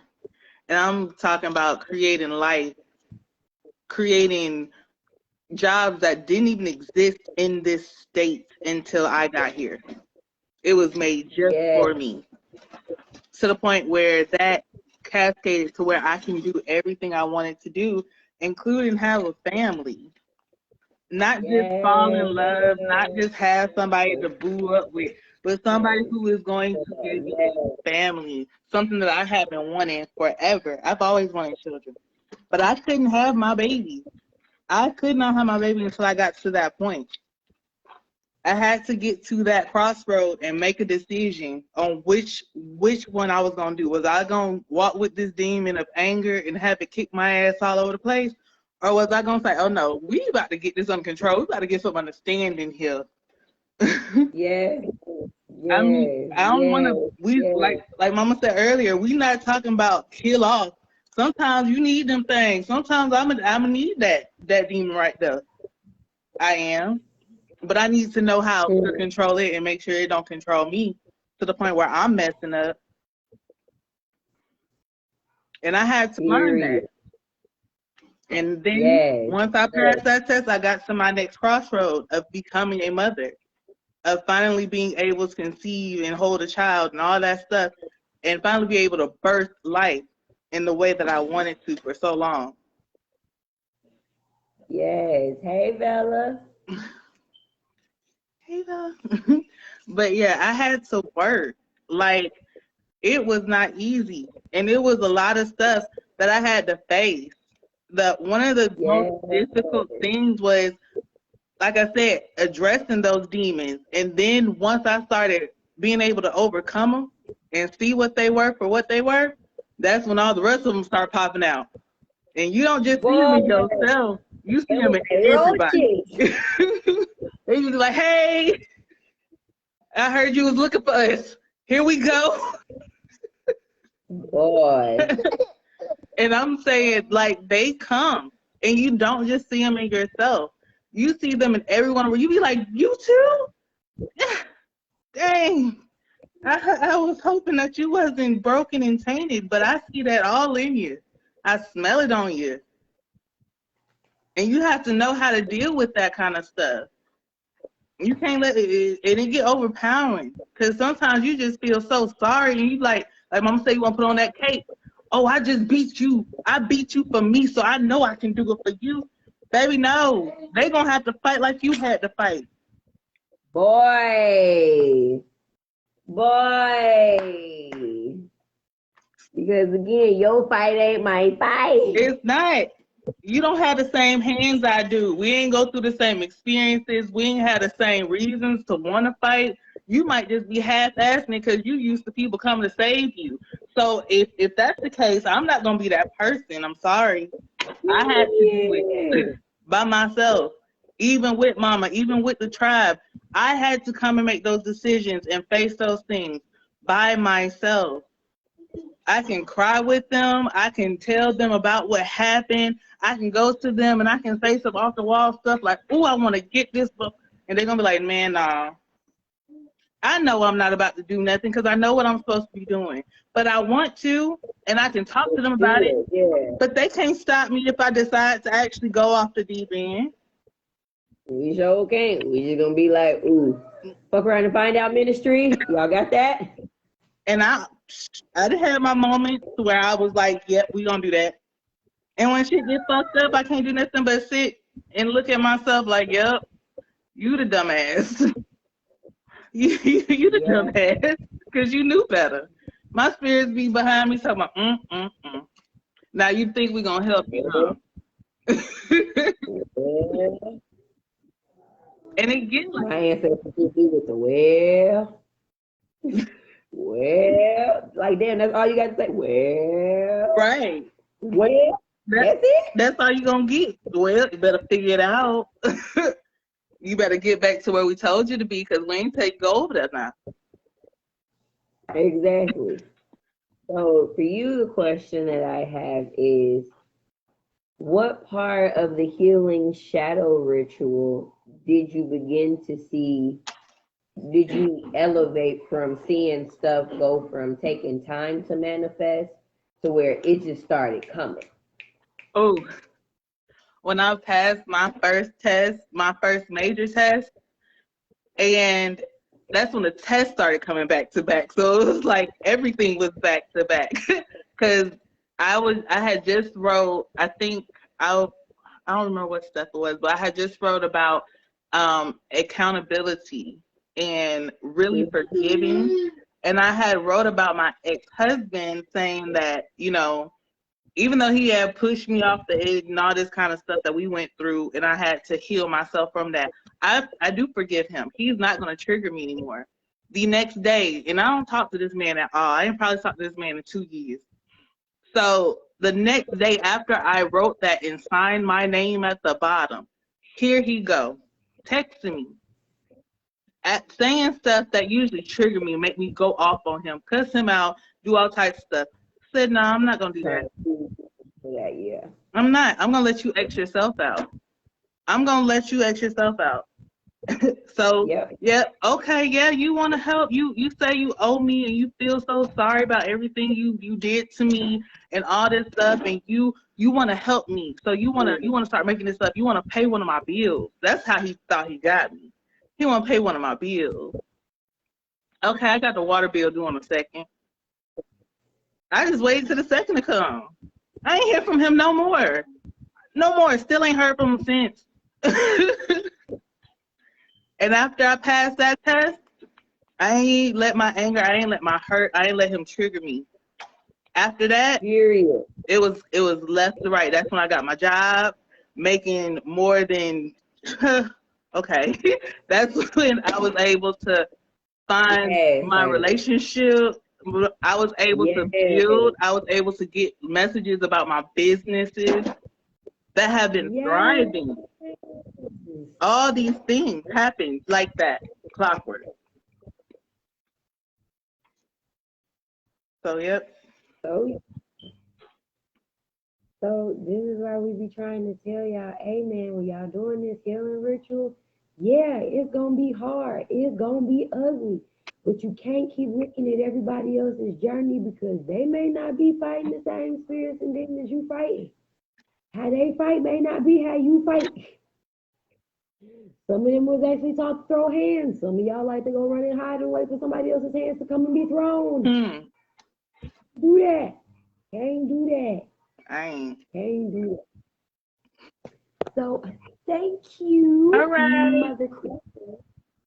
Thank you for your words of wisdom. And if y'all are looking for the full moon services and stuff, for the general readings, please go and hit her up. I do not do general readings anymore. I only do the consultations.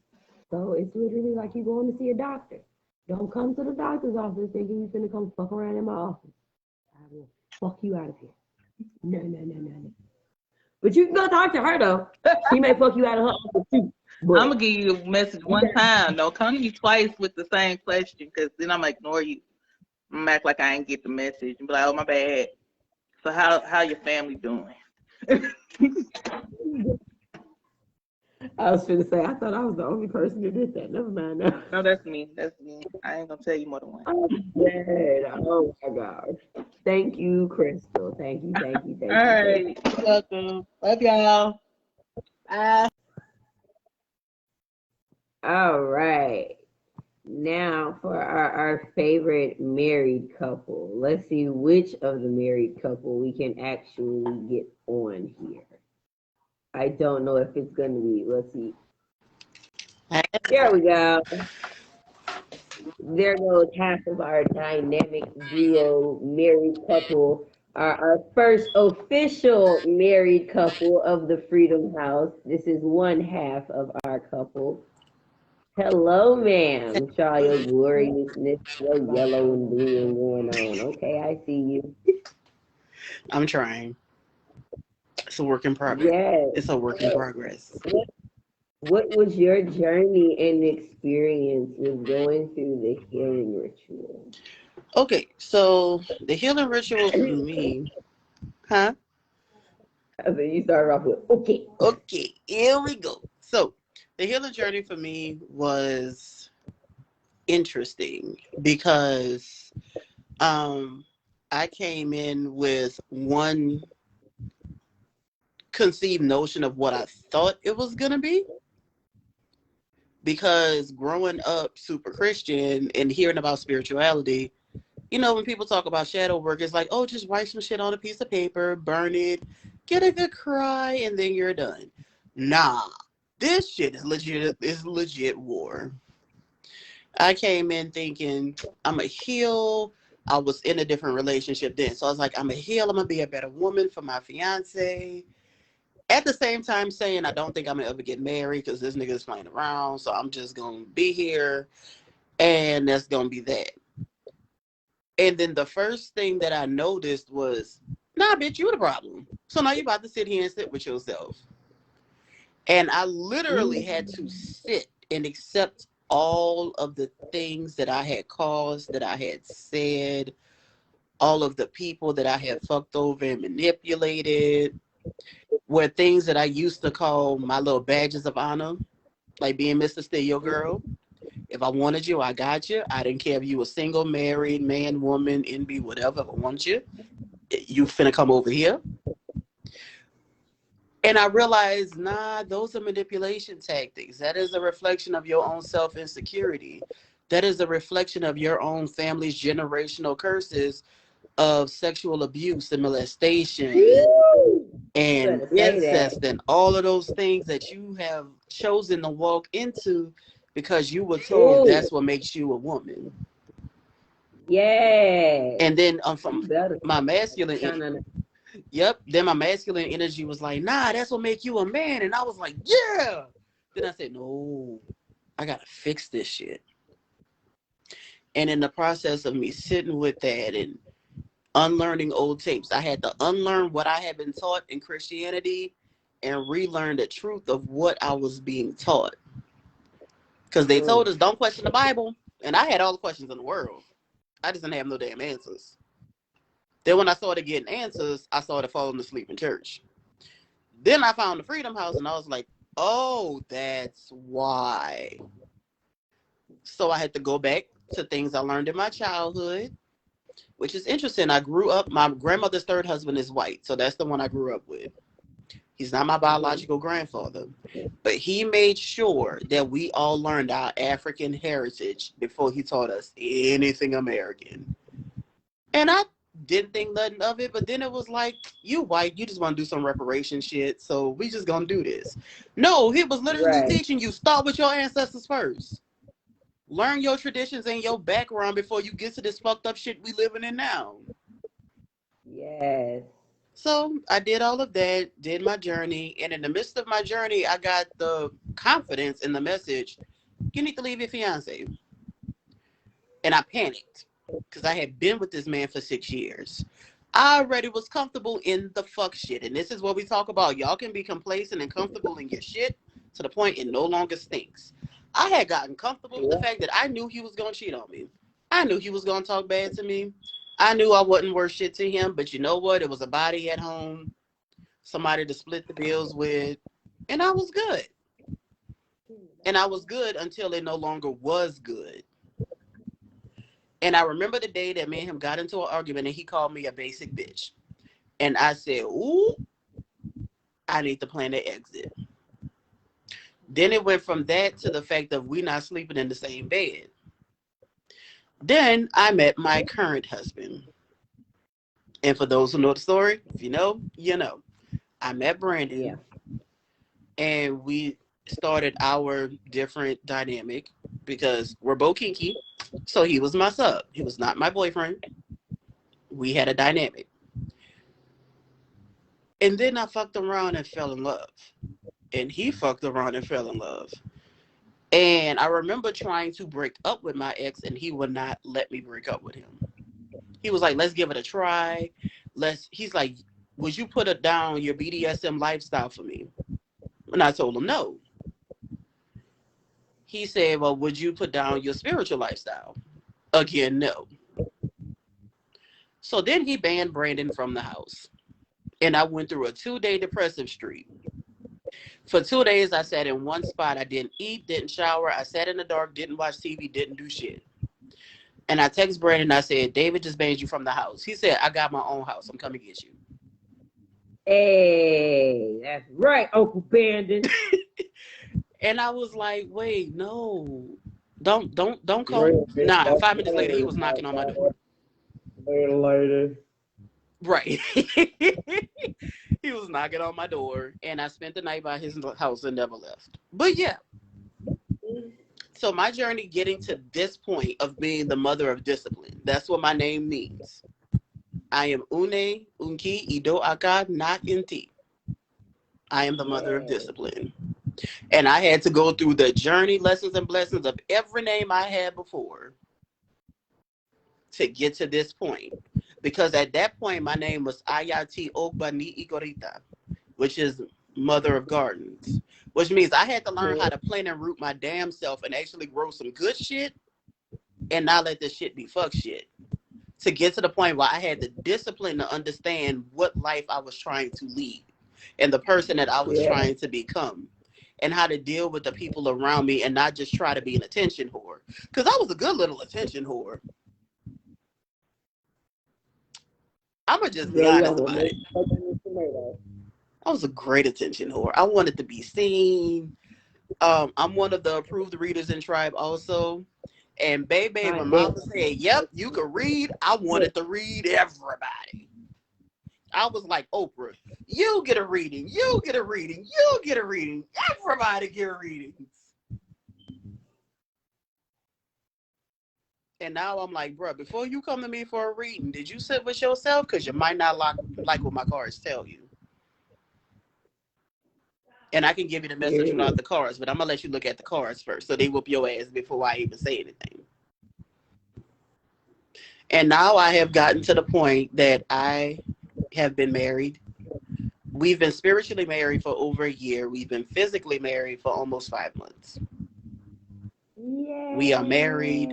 We have manifested a place of our own that is a humongous upgrade from what we were. I've manifested my own business. I've managed a partnership with a physical local business. So now when I get to the point of my own products, I got somewhere to put them. Yes, you do live with this. You do. I have manifested my business. I've manifested a healthier kink and BDSM life to the way that I heal through kink and BDSM, and I help others learn how to heal through alternative methods. Keisha, you gonna keep waiting for them siblings. Talk to your daddy about that. But other than that, I am at a point that I actually love myself, and that was the biggest part. I did not love myself. And it's okay to have days of struggle. I really want y'all to hear that part. Because I still have my days where I struggle with what I see in the mirror. And I have to remind myself, it's okay to love me, and it's okay to allow others to love me. There's literally days I look at my husband and I'm like, I don't understand why you're with me. Why are you here? I don't get it. Like, you have so many other people that you could deal with that are probably better suited than my crazy ass. And he goes, you might be right, but I choose your crazy ass every day. So get over here and let me love you correctly. And that's where I'm at right now. So that's been my journey to this point so far. So my question to you is, do you feel that having that spiritual companion as well as a physical companion helps you balance out the duality of your spiritual and physical life? I'm going to say it did because I had the right one. Because when I started with a physical companion, he didn't get none of this shit. He walked in on me doing a cord cutting on him and said, I hope you burn your altar down. He was taking pictures and videos of my altar and showing it to people behind my back. He didn't understand none of this. But having the right partner that can help you say, hey, you're falling off your routine. I need you to get back to it. Don't get overwhelmed by the spirits coming to you. Sit down. You're doing too much. Take a break. Having the right partner definitely helped me balance myself, because having to learn how to be disciplined to live this lifestyle and not let it run me ragged, I needed to have someone else to call out, hey, you did good. I'm very proud of you. And someone else, and the same person can say, hey, our journeys may be different, but I'm going to support you in your journey, and I need you to support me in mine. So having the correct partner that you're not looking for out of lack and out of desperation is very vital. Because what I see a lot of times is people, oh, you got, like I tell you, you got 50-11 wives. We all know you got 50-11 wives. Don't listen to her, y'all. Go ahead. You got 50-11 wives. And there's a lot of people, oh, I want my spiritual partner. I want to get all these wives too. It ain't for you to have all of them. Yes, how about you wife yourself first before you go try to wife somebody else? There you go. How about you get in divine alignment to receive a partner and not just, I'm horny and need some dick, so I'm going to find somebody? So definitely having a right partner helped me. It helps me because he balances out the things that I can do. He can do different things, and it completes a picture. And when I'm feeling overwhelmed, he is great to talk to because he listens and he knows when I'm spiraling. He knows when I just need to sit down and talk for 15 minutes. Half of this is not going to make sense, but at the end of the 15 minutes, I'm going to be okay. If we're in a gathering and I get overwhelmed, or if we at the river and I get mounted and fuck around and make it rain, he knows how to calm me down. So having the right partner does help. But it also means you have to be in alignment to receive it, because I fucked around. I was not ready for him. I didn't know he was coming. I was convinced I was never getting married. I was convinced that either I was going to be with David or I was going to be by myself. That's it. I was not expecting Brandon. I was not expecting who Brandon is spiritually. And if we really want to be honest about this shit, just for a quick second, who Brandon is spiritually sometimes icks my ass because it's completely different than who I am. It irks my soul. But at the same time, it's what I need. He's my balance. He's my little teddy bear seesaw. He is my balance. So yeah, it definitely does help. Yes. Well, thank you, Mama India, for coming on the live and giving us your point of view with your healing. Love you. Of course. Now I'm gonna call your husband. Bye. All right, y'all. We got one more, and then we're gonna go ahead and dismiss for today. One more. Uncle Brandon. Hey, Uncle Brandon. Yo, what's up? What's up? Go ahead and give your intro. All right. Because they believe me and don't be doing the shit. All right. People call me Uncle Brandon or Papa B or many different names in tribe, but I'm the guy on the elders. When I showed up to tribe, I was broken. Like, we talk about being in alignment, talking about trying to find ourselves and healing. I was broken. I was in a place and space where I didn't know if I was going to make it out that year. I was in a place and space where I didn't know if I was going to make it out that month. Like, I was literally planning life month to month because I didn't know what I wanted to do every 30 days. So the healing for me was finding myself more than anything else. Like, we could talk about everything else we do, but for me, it was I had to find myself. I had to fall in love with myself. I had to tell myself that it was okay. All the mistakes that I made in my life came crashing down before I met Tribe. Things I didn't even remember doing as a kid came crashing down before I met Tribe. People that I've heard that I've loved for 20 years no longer talking to me. People I've literally almost gone to jail for. People I've broken my hand fighting other people over no longer is talking to me. I found Tribe at a point where I was literally didn't know life at that point. So during the healing, it took me less than a year to get through the healing ritual because I found that it was what helped me put myself back together. Okay. And that's where I get very intense with tribe members that y'all playing with y'all healing because it saved my life. I could honestly, it saved my life. I went from having my dynamic with at the time was my dom, but now it's my wife, and literally that's being one of the only things I'm holding on to month to month.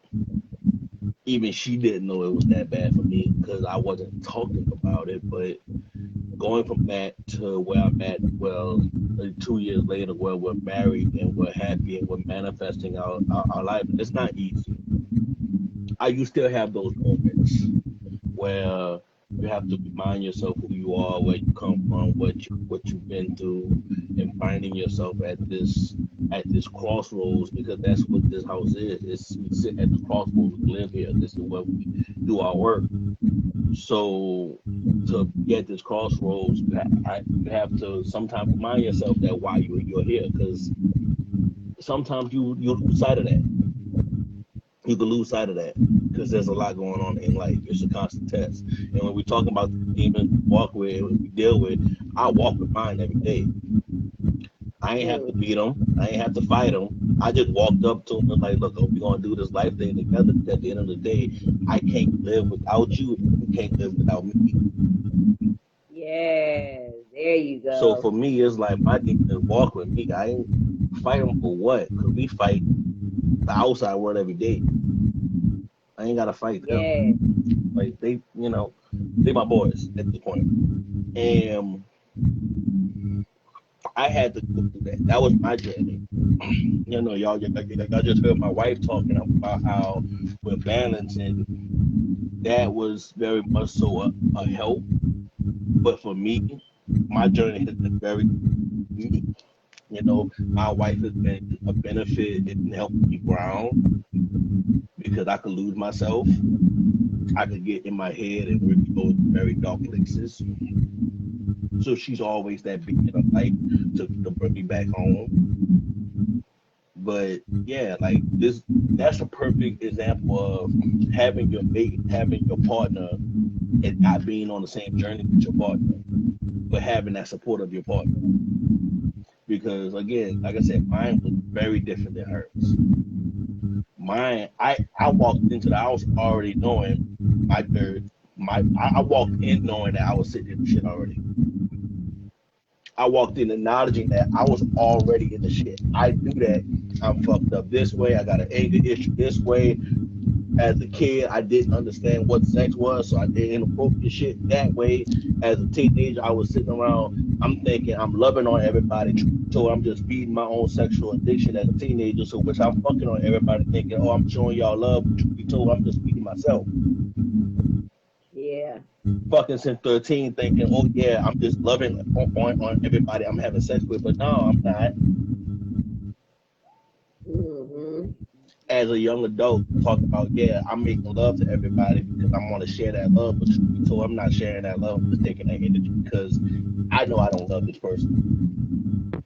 Mm. So I walked into the house figuring that out because again, all of that started falling back on me already. It started breaking me. It cost me my relationship prior to my wife. It's still causing me to fight for my daughter to this day because now I'm still dealing with the repercussions of those actions, which is okay because again, throughout healing, I realized that when you have those situations, now you just gotta fight to get what you want back. It's okay that you lost it, you can fight for it back. So now it's fighting for that back. So yeah, like for me, it was a little bit different. I watched some of y'all journeys and I recognized that mine was a little bit different. Mine was just literally coming back from the abyss for me. Yeah. So yeah, that's been my journey up until this point, and now it's just getting back to the things I love. Like I make pieces. That's something that I do. A lot of people, and it's funny because I've said that before, and tribe members talking about they want protection. I do protection pieces. I don't do random pieces. I'm not making something just to look pretty. If I made it, it's for protection. So for you, and I've said all you have to do is hit me up. Y'all family. It takes nothing but just holler at me. And also I do. I'm good. I've learned that I'll be grinding myself to the earth and get back to me wanting to be outside, and herbs are my thing. I could make herb mix like that to have you sitting there feeling like you're on cloud nine. So it's like I've come back to start enjoying what I do because that's what's calls to me, and I sit in my lane. Something else that I wish a lot of tribe members would learn is find your lane and sit in it. You ain't got to do what everybody else do. What called to you. So yeah. Very good. That. That right there. That. All of that. So, the question. My question to you, Uncle Brandon, is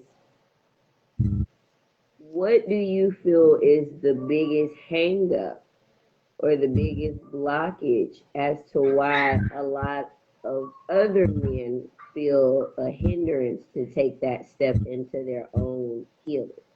Ego and pride. Ego and pride. I ain't got to think about it because again, I was a lucky one. As I said, I walked in, ego already stripped down, pride already stripped down. I was a broken man, so I walked in with nothing to lose, everything to gain. But with this healing, people fuck everybody else, beware the person who ain't got nothing to lose no more. Yeah, like the most dangerous motherfuckers in the room. I walked in with literally nothing. So for me, it was like, okay, whatever I'm doing for the benefit of me, and there's nothing else. There's nobody that can stop but me. If I quit, it's on me. It's nobody hindering me. I've given up everything else already. I've lost everything else already. So with men, a lot of times, it's healing. That's what they have to do. A lot of times they're walking in with this pride and ego. They walk around with this pride and ego, thinking that I just gotta heal a little this and that. But then when they walk in and they realize you gotta strip down all that negative shit, talking about, oh, I'm such a good man. I provide to everybody. But why are you providing? Are you providing because you want pussy, or are you providing because you want acknowledgement? You're providing because you want acceptance. Why are you providing? Because a lot of times y'all not providing. A lot of times y'all not providing out of sheer. I would just want to provide. I fight for this family, this house, because I want to fight for this house. I'm not fucking none of y'all. I'm not financing none of y'all. Ain't none of y'all giving me shit out of it. Yeah. So there's no ego behind you. So a lot of times with a lot of y'all men, I need y'all to get this healing will strip down that ego, will strip down that pride. Why are you doing what you're doing? Don't come in the tribe talking about, oh, I'm looking for a wife. Well, nah. If that's the case, I could have wiped up half the tribe by now. I'm poly. Hey! Big bang, tight little bang. Ho! Just saying. Just saying. Like you got to look at it like you have to honestly look at it as you have to strip down that pride. You have to strip down that ego. You have to get past your own way. You have to realize that you by yourself isn't what everybody wanna deal with. You gotta heal your inner self. Cause if you don't, you ain't worth shit. Women don't need you. Nobody needs you. As a man, that's the biggest lie that is told, that nobody needs you. We want, as a man, we want the masculine energy part of you, because that balance them out. Women want the masculine energy part of you because it balances you out, but it is not what they need. They don't need you. So you got to strip that ego aside, strip that pride aside, and keep on saying, "Oh my God, these bitches need me." Nah, they don't need you, fam. They don't need you. A dick is a dick, fam. A healed woman don't need you. A dick is a dick. They will fuck you and send you about your way. Like this is where this is the biggest hindrance. I need any man who will listen to this or hear this. I need y'all as my brothers to just get past that ego, bro. Let that shit go. Let it go. You ain't the shit. You my brothers. You the shit because you my brothers, but you ain't shit because you have to heal first. You have to heal first. That's all I got. That's all I got to say. You know, I'm just here. I be chilling. I just want to drink and have a good time. Y'all know me. I say the best mic drop. But yeah, so can't wait to see y'all. Bring liquor. I'm not going to be the only one to bring liquor this time. So please bring liquor. Yes, for those of you that are attending Night of the Living Dead, if you're looking for offerings and things to bring, then liquor is one of the things that you guys can bring. We definitely need all of that. So, yeah, please get the kitty and put the kitty in the litter box before she poop right there. But, all right, talk to you later. All right. So, with that being said, today's session of Tranquil Tea Time was awesome. Hope y'all got that tea. It was very hot and spicy. It might have went down a little rough and smooth on the end. Might leave a lasting flavor. But with that being said, you guys, that is our message of the day. Just make sure y'all are on y'all P's and Q's. And again, don't let the things of this dimension run y'all. Learn who you are so you can run your dimension effectively and appropriately. Again, we are still having positions open for the ancestor veneration service, which we will be doing in person for Night of the Living Dead. So if you guys know anybody that is still looking for a slot, having problems with a veneration or contacting their ancestry or anything of that nature, please let me know so we can get them in on the slots. Again, the cutoff for that will be the 21st. It is the $10 for self. It is $25 for you and others. The first wave of mailing have been shipped already. You guys should be receiving your packages sometime this week. Those have been shipped already. So the first wave have already been sent out. If anybody else has any other comments, questions, or concerns, the doctor is open for consultations.